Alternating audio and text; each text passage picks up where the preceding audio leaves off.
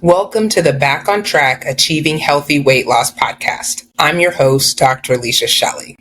So today we are diving into a topic that affects so many women.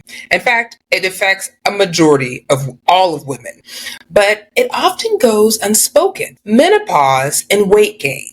I've had several patients come to me and they sit in my office and they're like, Doc, I've done nothing different. I have eaten the same, I exercise the same, and I'm still gaining weight. What is going on? And it is very stressful. It is stressful because when you're like, I've done nothing different and now I'm gaining weight, help. I need help. And if you have noticed any shifts in your body that you just can't seem to explain, or if it feels like your weight is changing no matter what you do, know that you are not alone. And this could be due to perimenopause or menopause. The one thing that we can't choose is menopause. We're all opting into that if we live long enough. And so in today's episode, we're going to touch on not just menopause, but actually the transition called perimenopause as you transition into menopause. Now, perimenopause is a natural transition. Like I said, it's going from where you are just reproductive stage, where now you're noticing perimenopause, and it's this transition right before your menopause. And it brings real changes in your hormones, metabolism, and even in our emotional health. And so today we plan to unpack the science behind why our bodies might be holding on to these extra pounds, and most importantly, how to approach this stage with realistic and empowering strategies for feeling strong, healthy, and confident. So let's get started and break down what perimenopause really means for our weight and well-being. And when we define perimenopause, it is defined as the time period prior to menopause. Menopause is defined as not having a menstrual cycle for 12 months. Now, usually in this perimenopause phase, it can occur either several years, months prior to actual menopause. And women tend to have changes in their cycles where they may notice that they are either longer or shorter than usual. Sometimes women will skip cycles, like they feel their cycles coming on, but they never have the bleeding. And for some women, this can happen for multiple months at a time. And then all of a sudden they get their cycle, which I've had people complain about that as well. And it's not uncommon for women to experience intermittent symptoms of menopause, meaning that they're experiencing hot flashes, mood swings, insomnia, or night sweats. Now, every woman is different. Every woman is a unicorn.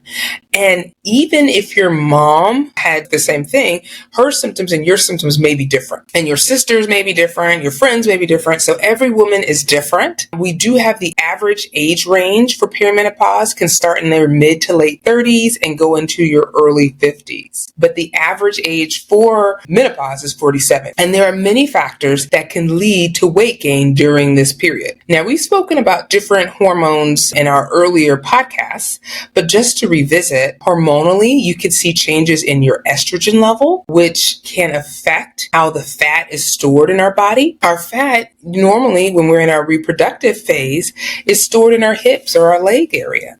But as our estrogen starts to decline, it starts to get stored in our abdomen. So a lot of my patients are like, I can't get rid of my stomach. My stomach is still here. And that's just natural. It's just due to the estrogen. We also seeing declining testosterone and progesterone levels as well, which can lead to more weight gain. Also during this time, we can see an increase in the ghrelin hormone, ghrelin is our hunger hormone, which tells us when we're hungry or stimulates us to say, hey, we're hungry. And so sometimes people may snack a little bit more, maybe hungrier more than they realize from earlier age, because this is more of a gradual progression. This doesn't happen all of a sudden. It's more of a gradual progression. There are also age-related factors that just happens as we age, such as a decrease in our metabolism. As we age, each and every year, our metabolism decreases, and it's just natural. So I have a lot of people where they're like, I remember when I was 20, when all I had to do was just stop eating pizza and I lost weight. Now I do the same thing and I'm not losing anything. And the reason being is that your metabolism is decreasing. And metabolism is how many calories your body needs to run. And so now what we're finding is that the metabolism is slowing down by approximately 300 kilocalories per day. And so what we find, if somebody were to not do any lifestyle changes and just eat the same, move the same, just with them reducing their metabolism just each and every year, they can gain 1 to 2 pounds. And that can add up over 10, 20 years where you're like, all of a sudden, man, I'm 20 pounds heavier than I used to be. And a lot of it is just because of that age-related factors. Also, there's a decrease in energy expenditure where we're not needing as much energy. And then also there's a decrease in lean muscle mass as we age. And so the one thing you have to recall is that muscle definitely weighs more than fat, but it also burns more calories than fat does. So if you're losing lean muscle, what your body's able to burn decreases as well. And so also the other thing we have to mention too is the lifestyle factors that can increase our weight. You know, when you're 20 and you don't have any responsibilities, you can go to the gym for 2 hours at a time. But as you age, you may have a family, you may have a spouse, you may have obligations. And so sometimes it's hard to schedule in the physical activity that you need. Sometimes it's hard to even meal prep so that you have proper meals already planned. You don't have to worry about it. So definitely the lifestyle changes make a difference. Physical activity makes a difference. And then what if you are experiencing like more back pain, knee pain than you did when you were in your 20s? And you could I was so funny. I love to run. And I remember I was running the Thanksgiving half marathon, and I saw a young man at my church who was in his 20s, and I was like, oh, how'd your race go? I was like, my race went fine. I'm just waiting for my friend. He didn't practice, he didn't train for this 13 miles. He just took a pain pill and decided to run it. And I was thinking to myself, I was like, what?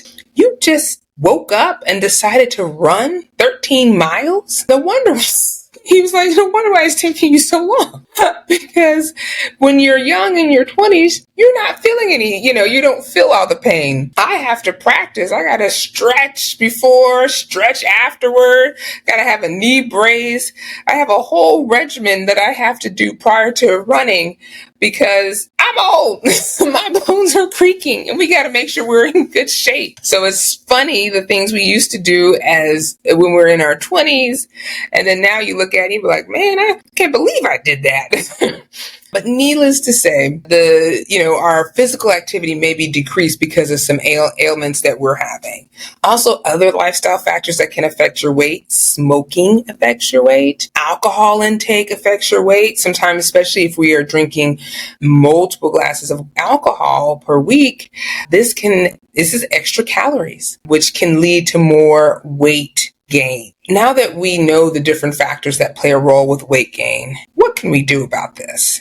And how can we because we're all going to go, if we live long enough, we're all going to go through perimenopause and menopause. But how do we transition with grace? And the first thing I would say is, number one, give yourself grace, because it is so frustrating to think about how you were able to lose weight in your 20s and be frustrated that you can't do it in your 40s, in your 50s. Like you're just like, I can't, I just don't have the time. And so sometimes you have to give yourself grace and allow yourself time to find if you can't do that, what can you do? Ask yourself, what do I have time to do? I got to take my kids to baseball practice or basketball. Well, while they're practicing, can I walk around the building? Do they have a place where I can walk around just so that I can get some steps in and some physical activity? I was telling a mom, she was in her 40s, she just had a baby, and she was just getting overwhelmed with everything. And I'm like, she's like, I can't eat healthy. We just kind of eat what's available.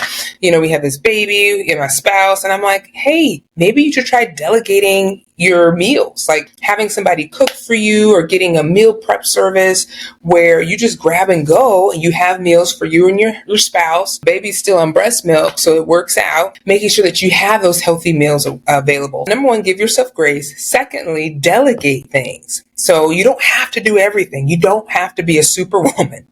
You can delegate things to someone else that can help you. The other thing is the nutrition part. So, taking an audit of how you're eating, asking yourself, is there areas where I can eat more healthy? Can I have more of a balanced meal? Something that has more fiber, making sure I'm getting my, fruits and vegetables in, making sure I'm drinking water.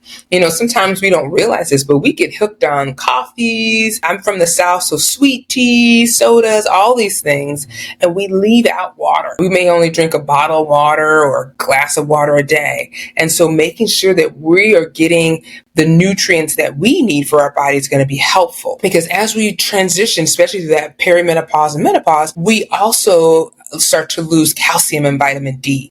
So making sure that you're getting, which affects our bones basically. And over years, it can lead to osteoporosis. So it's important that we're making sure that we're getting our nutrients in as well. Now, the one thing I will say is that as women hit that menopause, we are at increased risk for cardiovascular disease. And that's due to the estrogen protection, because estrogen is leaving. It actually does have a little bit of protection cardiovascular. And so since that's decreasing, that protection is decreasing as well. Also, we're having more fat that's being stored in our abdomen area, which puts us at more risk for cardiovascular disease as well.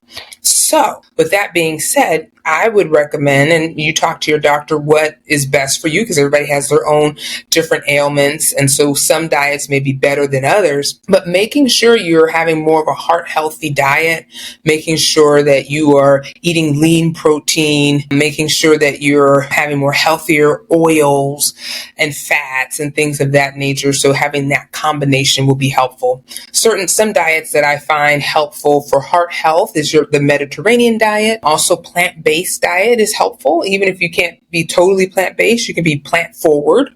So where you eat more meatless meals throughout the day, which can be helpful as well. And next is going to be the physical activity. So like I said, finding ways to exercise, finding ways to stay active is going to be important. And strength training will be important. That resistance training.